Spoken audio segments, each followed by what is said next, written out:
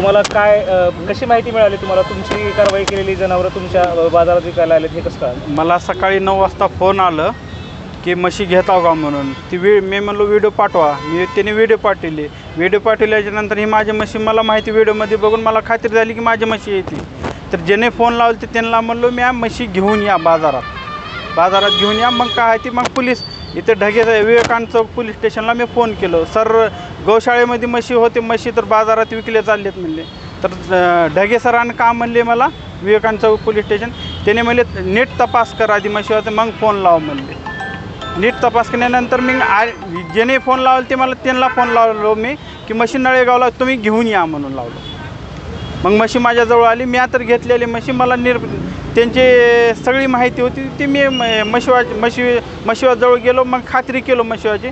मग नळेगाव पोलीस स्टेशनला ही कळविलो. तर नळेगाव पोलीस स्टेशनने लगेच इथं लातूरला फोन लावले पोलीस स्टेशनला.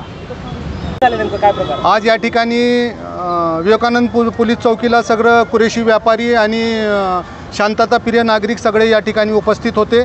आम्हाला अशी माहिती मिळाली की राधाकृष्ण गोशाळेमध्ये जे जनावर पोलिसामार्फत जमा केलेले होते आणि त्याचा कोर्टातून ऑर्डर आत्तापर्यंत झालेली नाही आहे, ते जनावर नळेगावच्या बाजारामध्ये विकायला येतात अशी आम्हाला एक टीप भेटली. त्या टीपनुसार ज्या मालकाचे जनावरं होते तो मालक तो बाजारात पोचला आणि त्याचेच जनावर हे त्यांनी शहानिशा केली आणि पोलिसांना कळवलं. तर विवेकानंद पोलीस चौकीमध्ये ते जनावरं आणि ते आरोपी या ठिकाणी आणलेले आहेत आणि हे कथाकथित गोरक्षक जनावरं धरून गोशाळेमध्ये पाठवून मग गोशाळेतून तेच जनावरं बाहेरच्या जिल्ह्यात विकण्याचं काम या ठिकाणी सर्रासपणे चालू आहे. माझी शासन आणि प्रशासनाला अशी विनंती आहे की लातूर जिल्ह्यातील सर्व गोशाळांची चौकशी व्हावी.